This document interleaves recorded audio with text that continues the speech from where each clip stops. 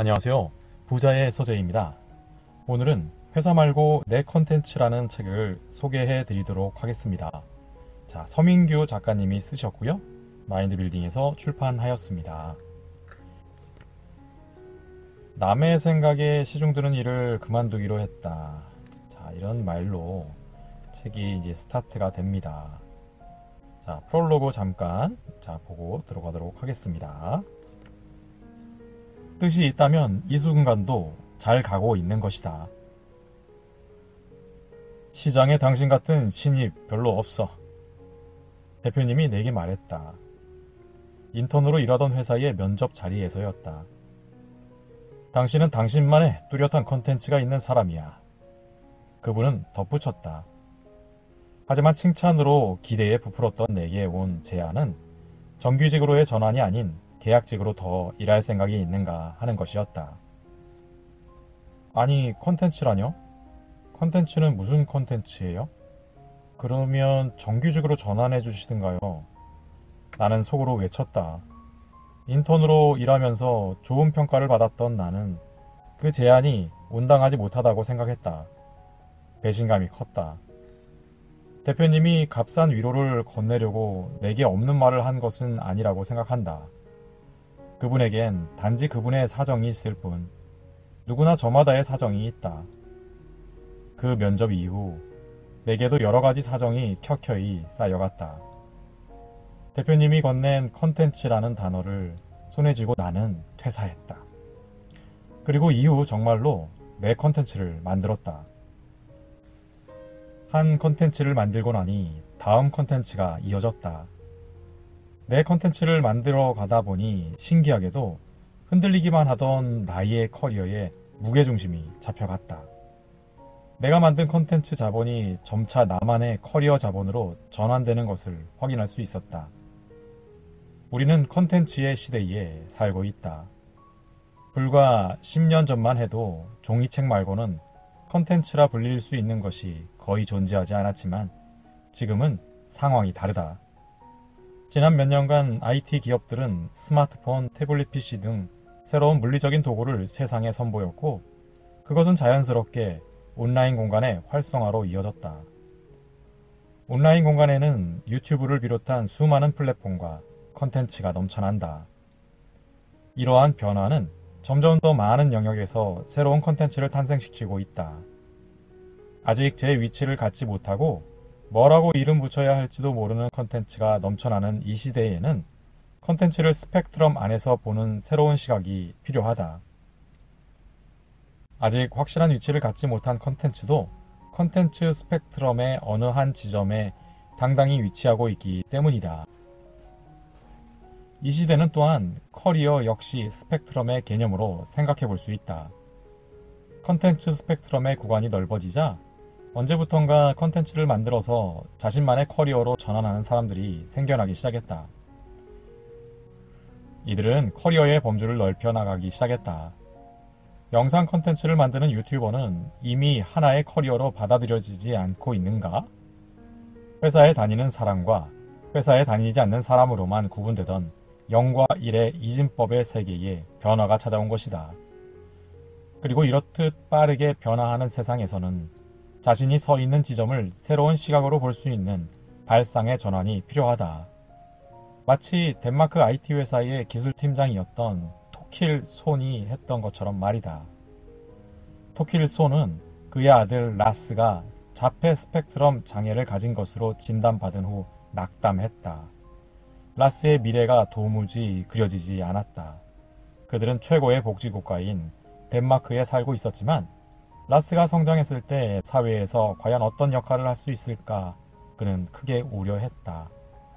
그러다 IT 전문가로 살아온 손의 머릿속에 문득 한 가지 생각이 떠올랐다. 그가 함께 일해온 고급 IT 기술자들의 역량과 자폐 스펙트럼 장애를 가진 아들의 능력이 오버랩되기 시작했다. 비상한 기억력과 고도의 집중력을 가진 라스의 능력을 잘 이끌어낼 수만 있다면 자폐 스펙트럼 장애가 있는 다른 이들도 IT 업계에서 그들만의 역량을 발휘할 수 있을 거라는 생각이 들었다. 그는 스페셜 리스터너라는 소프트웨어 테스트 회사를 만들고 자신의 가설을 증명해 나간다. 결과는 어땠을까? 손의 아이디어는 세상을 놀라게 하기에 충분했다. 현재 스페셜 리스터너는 전 직원의 75%가 자폐 스펙트럼 장애로 진단받은 전문가로 구성되어 있으며 잘 훈련된 이들은 마이크로소프트, SAP 등 굴지의 IT 기업에 전문 기술 인력을 제공하고 있다. 쉽게 짐작할 수 있듯 스페셜 리스터너는 덴마크어로 전문가를 가리킨다. 장애를 전문성으로 본 토킬 손의 발상의 전환은 우리에게도 이런 질문을 던진다. 정상과 비정상은 과연 선명하게 구분되는가? 스펙트럼 선상에 놓인 것들을 우리는 너무 쉽게 단정하는 건 아닐까? 태어나면서부터 우리는 이름을 갖게 되고 살아가며 만나는 많은 대상에게도 이름을 붙이고 영역을 구분하며 살아간다. 정상과 비정상을 구분하고 왼쪽과 오른쪽을 그리고 위와 아래를 구분한다. 모르는 사람들과 낯선 것들에도 인식의 편의를 위해 쉽게 이름을 붙인다. 이름 붙이기는 세상을 좀 더 단순하게 이해하는 데 분명 도움이 된다. 하지만 모든 것에 분명한 이름을 붙이려는 이 시도는 때로 아직 스펙트럼상의 경계 위에 존재하는 것들을 놓치게 만든다. 스펙트럼 선상에 놓여 있지만 분명 어느 한 구간에 속하지 않아서 아직 이름을 갖지 못한 것들을 쉽게 지나치게 만드는 것이다. 세상에는 아직 자신이 하는 일과 역할에 대해 분명한 이름을 갖지 못한 사람들이 있다. 그들은 뭔가 하고 있고 뭔가 만들고 있지만 확실한 영역에 속해 있지 않은 자신을 세상에 어떻게 소개해야 할지 어렵기만 하다.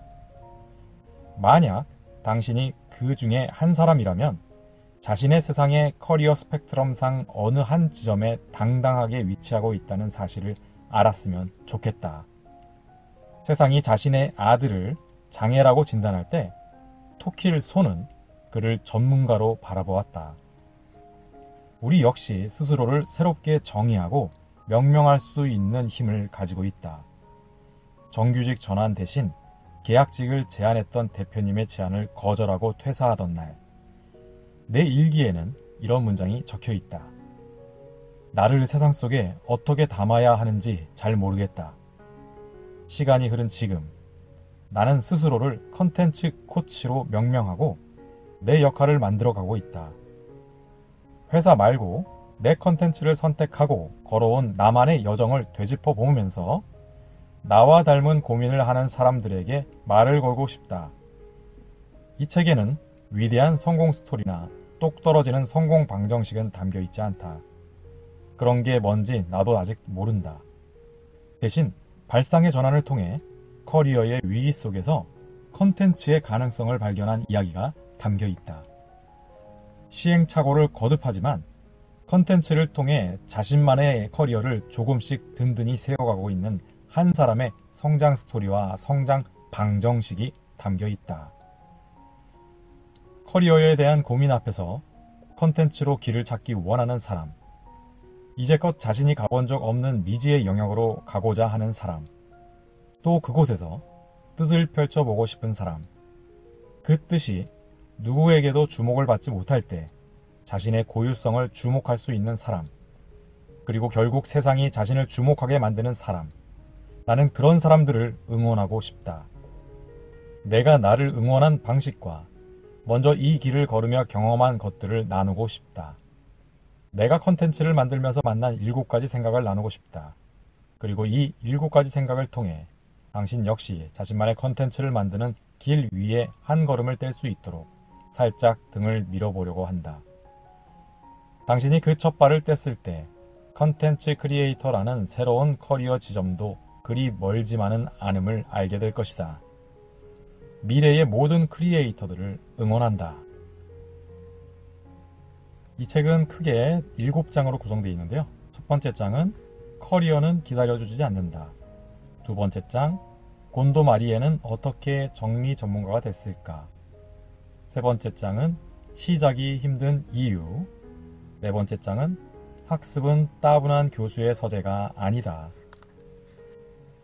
5번째 장은 내 컨텐츠에는 해외 고객이 있다. 6번째 장은 컨텐츠 유통혁명은 이미 시작됐다. 마지막 7번째 장은 밀레니얼과 꼰대로 구성이 되어져 있습니다. 자, 그렇다면 재미있는 꼭지 부분들 하나씩 한번 살펴보도록 하겠습니다. 컨텐츠 자본가의 시대. SNS를 오래 사용하다 보면 체할 때가 있다. 너무 많은 자극을 받아들이다가 소화불량이 오는 것이다. 온라인에 내 정신을 점유당하는 기분이 들던 차에 디지털 생활을 점검하게 하는 책을 발견했다.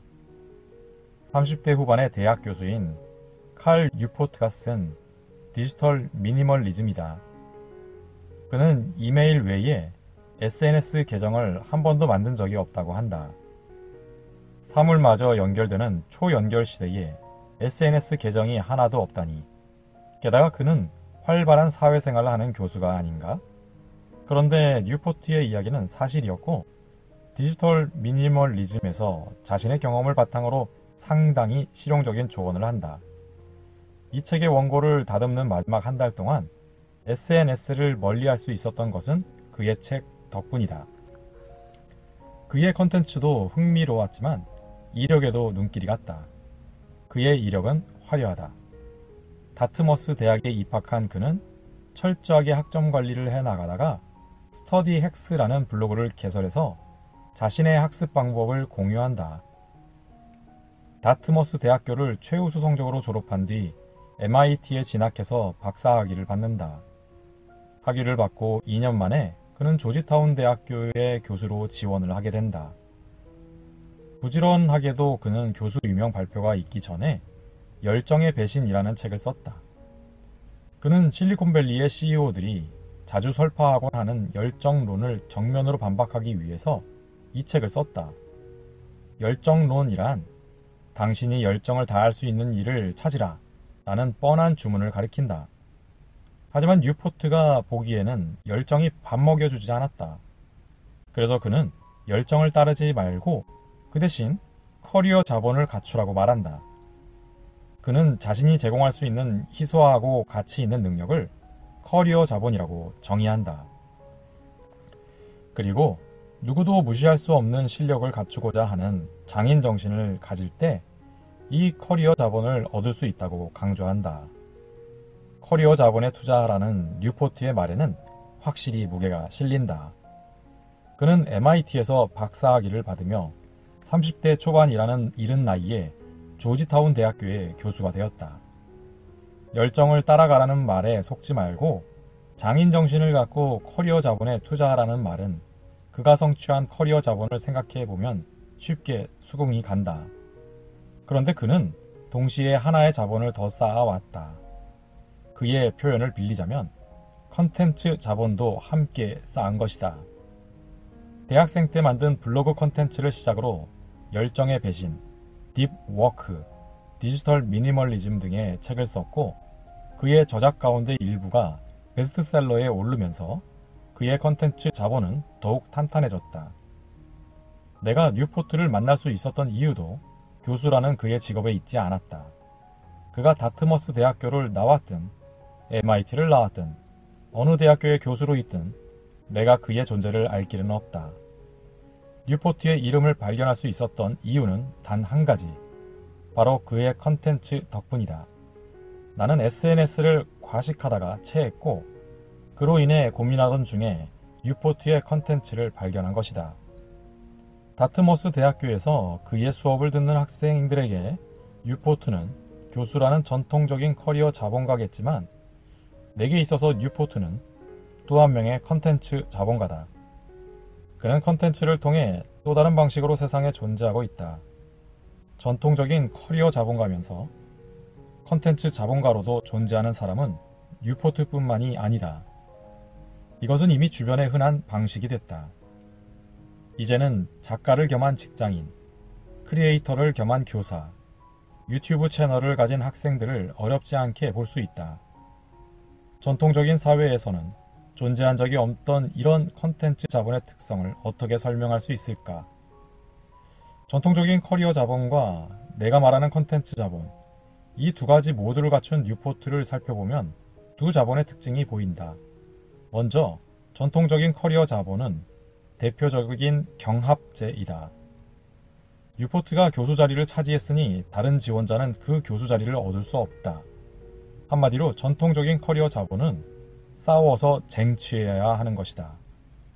또 이 자본은 위로 갈수록 끝이 뾰족해지면서 피라미드를 닮았다. 위로 올라갈수록 경쟁은 치열해지며 더 높은 포지션을 얻기 위해 삶에서 포기해야 할 것들도 늘어난다. 전통적인 커리어 자본을 얻기 위해서는 반드시 쏟아부어야 하는 치열함이 있어야만 하지만 여기에는 위태로운 지점이 있다. 전통적인 커리어 자본은 시간이 지남에 따라 감가상각이 된다. 특히 다른 업계로 이직을 해야 한다면 그간 쌓은 커리어 자본은 많이 깎여나간다. 또 정년은 줄어들었지만 평균 수명이 연장되면서 앞으로도 일해야 할 날들이 많아진 것을 고려할 때 이 자본은 휘발성도 큰 편이다. 반면에 컨텐츠 자본은 비경합제다. 내가 컨텐츠 자본을 얻는다고 해서 누군가의 일자리가 위태롭게 되지는 않는다. 또 컨텐츠 자본은 본래 전통적인 커리어와는 동떨어진 곳에서 수평적으로 확장될 수 있는 자본이다. 뉴포트가 만든 6편의 컨텐츠 주제는 모두 그의 전공 과목인 분산 알고리즘과 직접적인 관련이 없다. 컨텐츠 자본이 매력적인 가장 큰 이유는 전통적인 커리어를 갖지 못했다고 해도 컨텐츠가 커리어로 작동할 수 있다는 점 때문이다. 뉴포트는 딥워크가 베스트셀러가 된 후 이 컨텐츠를 토대로 여러 기업의 컨설팅과 강연 컨텐츠를 제공하고 있다. 각각의 컨텐츠가 다양한 커리어로 발전할 수 있게 만들어주는 것이다. 예전에는 커리어 자본이 전통적인 직장 생활을 통해서만 획득할 수 있는 것이었지만 이제는 컨텐츠 자본을 통해서 커리어를 만드는 길이 생겨난 것이다. 컨텐츠가 어떻게 커리어로 작동할 수 있는 것일까? 일본의 츠타야 서점을 기획한 CCC의 대표 마스다 무네야키의 지적 자본론을 보면 힌트를 얻을 수 있다. 그의 말처럼 뭔가를 만들어낸 사람들만이 그로 인한 부산물도 얻을 수 있다. 아무것도 만들지 않은 사람에게는 기대할 수 있는 결과가 없다. 0에다가 어떤 수를 곱해도 0인 것을 우리 모두 잘 알고 있다. 컨텐츠는 새로운 결과를 창출한다. 컨텐츠 자본가는 컨텐츠를 만들어 세상에 내놓고 그 컨텐츠를 매개로 세상에 새로운 가치를 만든다. 컨텐츠가 탁월하다면 세상으로부터 매력적인 제안을 받을 것이다. 혹 그렇지 않더라도 세상에 제안해 볼 기회라도 얻게 된다. 세상에 제안하거나 세상으로부터 제안을 받는 상황을 만든 후 계속해서 자신의 컨텐츠 자본을 확장해 나가는 것이 컨텐츠 자본가의 일이다. 나는 지난 3년간 직장인으로서 일하지 않았다. 전통적인 커리어와는 한참 먼 곳에 서 있었다. 그럼에도 컨텐츠를 나의 커리어로 전환할 수 있었다. 뉴포트의 컨텐츠에는 비할 바 못되지만 그동안 쌓아온 컨텐츠 자본이 있었기 때문에 나는 살아낼 수 있었다. 컨텐츠 자본이 오고 있다. 아니, 어쩌면 이미 와 있는지도 모른다. 회사를 위해 일하기보다 세상과 자신을 위해 컨텐츠를 만드는 컨텐츠 자본가들을 찾아보는 일은 이제 그리 어렵지 않다. 컨텐츠 생산으로 가는 3단계. 퇴사 학교에서 만난 300여 명에게 수업을 신청한 이유를 물었다. 그때 가장 많이 나왔던 대답은 관심사가 너무 많아서 정리하고 싶다는 것이었다. 양질의 컨텐츠가 쏟아지는 시대에 사람들의 관심사가 다양해지는 건 당연하다. 자연스러운 흐름이지만 그 컨텐츠에 반응하기에 바빠서 나의 컨텐츠를 만드는 일은 자꾸 어려워진다. 취향의 확장이지만 컨텐츠의 공습이기도 하다. 이런 상황에서 내 컨텐츠를 만들기 위해서는 크게 3단계를 거쳐야 하는데 소비, 생산적 소비, 그리고 바로 생산 단계다. 가장 먼저 할 일은 자신의 컨텐츠 소비 패턴을 점검하는 것이다. 재테크 도서의 1장은 언제나 같은 조언으로 시작된다. 돈을 모으려면 먼저 나가는 돈부터 파악하라는 것이다. 들어오는 월급은 그대로인데 나가는 돈은 너무나 많다. 나가는 돈부터 막아야 월급이 쌓이는 것처럼 관심사 계좌도 마찬가지다. 돈이 줄줄 새고 있었다는 사실을 눈으로 확인하게 되면 누가 시키지 않아도 자동이체 내역을 살피게 된다. 마찬가지로 관심사 계좌에 자동이체로 등록해둔 것들도 점검하고 해지해야 한다. 내 태그에 대한 주제 이외에 나머지 관심사는 줄여나가는 것이 좋다. 필요 이상으로 많은 컨텐츠를 소비하고 있다면 즐겨찾기를 정리하고 구독을 취소하고 읽지 않는 편이 낫다. 주의력을 야금야금 갉아먹기 때문이다. 처음엔 아주 적은 관심을 쏟는다고 생각하지만 10,000원을 100번 쓰면 100만원이라는 목돈이 나가는 것처럼 주의력을 조금씩 갉아먹는 것들을 통제해야 나만의 컨텐츠에 집중할 수 있다. 지금까지도 그랬지만 앞으로 우리의 시선을 사로잡는 컨텐츠는 더 많이 쏟아질 것이다. 거기에 충실하게 반응하기만 바쁘다면 내 컨텐츠를 만들 시간과 에너지는 앞으로 더욱 확보할 수 없을 것이다. 이렇게 컨텐츠 소비에 대한 다이어트를 하고 나면 다음 단계인 생산적 소비를 시작할 수 있다. 생산적 소비는 나중에 만들 컨텐츠를 염두에 두고 소비하는 것을 말한다. 원래 해오던 소비 방식을 약간만 바꿔서 소비하는 컨텐츠에 내 생각을 조금씩 덧붙여 보는 것이다. 에버노트 강의를 하면서 재밌는 사실을 관찰할 수 있었다. 에버노트가 하나의 그릇이고 그 안에 담긴 건 사람들의 생각이다 보니 사람들이 그릇에 어떤 내용물을 담는지 볼 수 있었다. 다른 일들도 특별할 것은 없었다. 다들 비슷하다. 컨텐츠를 보면서 떠올린 아이디어를 적고 책을 읽고 독서 노트를 쓴다. 마음을 움직이는 문장과 기억하고 싶은 것을 만나면 메모한다. 생산적 소비에 특별한 비밀이 있는 건 아니다. 기록은 제대로 시작하기보다 제멋대로 시작하는 게 어쩌면 더 좋을 수 있다. 그렇지만 한 가지 눈에 띄는 점이 있긴 하다. 생산적 소비를 잘하는 사람들은 용도에 맞게 기록할 공간을 마련한다. 독서 노트와 아이디어 노트를 나누고 따로 보관한다. 그들은 기록할 만한 것을 어느 서랍에 넣어둘지 정하는 일에 노력을 기울인다. 자신의 메모가 언제나 산발적으로 흩어져 있다면 이들의 방식을 참고해 볼 만하다. 내 경우에는 컨텐츠를 만들 때 생산적 소비의 덕을 톡톡히 보았다. 글감이 떠오르면 라이팅 폴더에 수시로 메모를 했다. 북스 폴더에는 3년간 읽은 약 80권 정도의 책에 대한 간략한 감상을 적었다. 이런 식으로 컨텐츠를 소비할 때 접했던 내용을 내 언어로 정리해 두니 나중에 컨텐츠를 만들 때 정말 요긴했다. 완전히 처음부터 시작하지 않아도 되기 때문이다. 생산적 소비를 하다 보면 이렇게 끄적인다고 뭐가 달라지겠어? 이렇게 쌓아두면 나중에 뭐라도 될 거야 하는 두 가지 생각을 오가게 된다. 뭐든 할 것처럼 소비하고 뭐든 만들 것처럼 컨텐츠를 쌓아두는 것은 어느 정도는 자신을 설득하는 일이다. 처음엔 자신 없어도 정말로 뭔가 만드는 시점에 이르면 모아두길 잘했다 하는 환호가 절로 나온다. 요리하는 사람들은 안다. 나중에 어떻게 쓰일지 몰라도 수시로 재료를 손질해서 냉장고에 넣어두면 막상 차려 먹을 게 없을 때 얼마나 유용한지 말이다.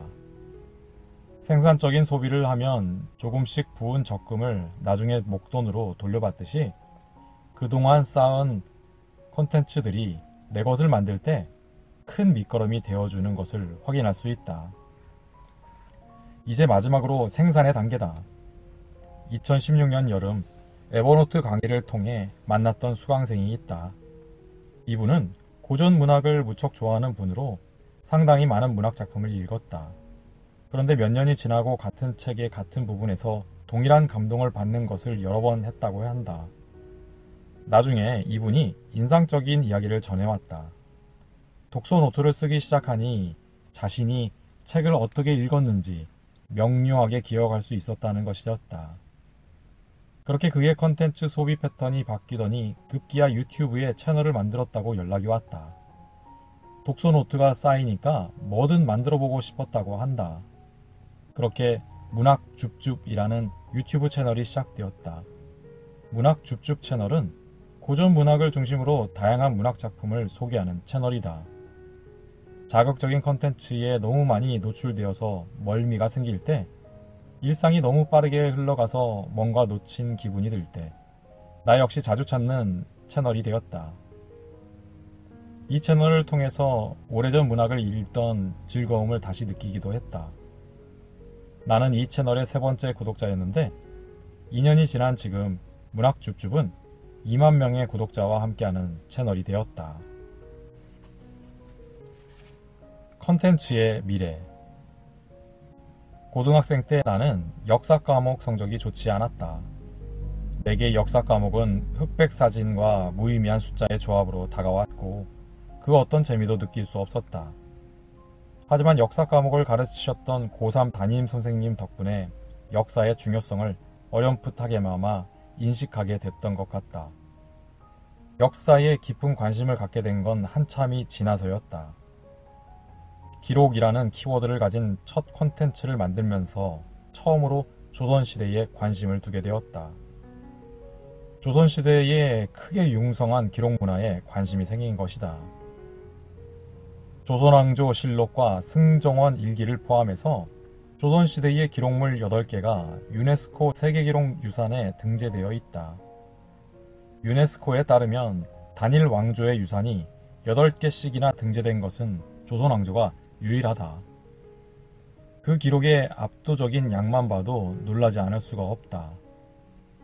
조선왕조 실록은 6,400만 자로 이루어졌는데 1초에 한 자씩 하루 4시간을 보면 11.2년이 걸리는 분량이다. 압도적인 양 때문에 우리나라의 조선왕조 실록의 공식적인 전문가는 없다고 한다. 승정원 일기도 만만치 않다. 번역하는 데만 80년이 걸린다고 추정되는 승정원 일기는 아직 번역이 끝나지 않았다. 이제는 인공지능의 도움으로 남은 분량을 번역 중이라고 한다. 일성록은 조선의 왕들이 배턴을 주고받아서 150년을 쓴 왕의 일기다. 서울대 허성도 교수는 조선왕조가 500년이나 이어질 수 있었던 이유가 기록에 있었다고 본다. 조선의 기록 문화는 세종대왕이 한글을 창제하고 반포한 이래 꽃피울 수 있었다. 유네스코는 한글 창제에 담긴 정신을 영예롭게 기리고자 유네스코 세종대왕 문해상이라는 이름의 상을 만든다. 세계 곳곳에 문맹 퇴취 운동을 하는 개인과 조직에게 상을 주고 있다.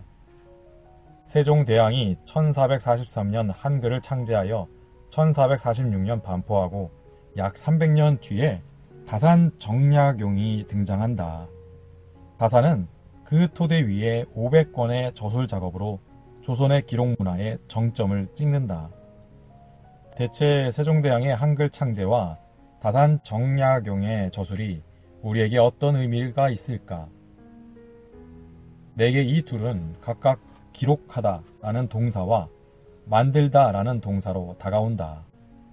읽고 쓸 줄 모르는 사람들에게 도구를 쥐어준 사람이 있었고 그 도구를 바탕으로 가치 있는 책을 만든 사람이 있었다. 하나의 토대가 마련되면 다른 이들은 그 위에서 다른 토대를 상상하기 시작한다. 역사 속에서 커다란 생태계를 이뤄가는 것이다. 전기자동차 제조회사인 테슬라는 이산화탄소를 내뿜지 않는 지속 가능한 교통수단을 정착시키기 위해서 분투 중이다. 일론 머스크는 테슬라가 당긴 방아쇠가 영향력을 만드는 순간에 대해 이렇게 회고한다.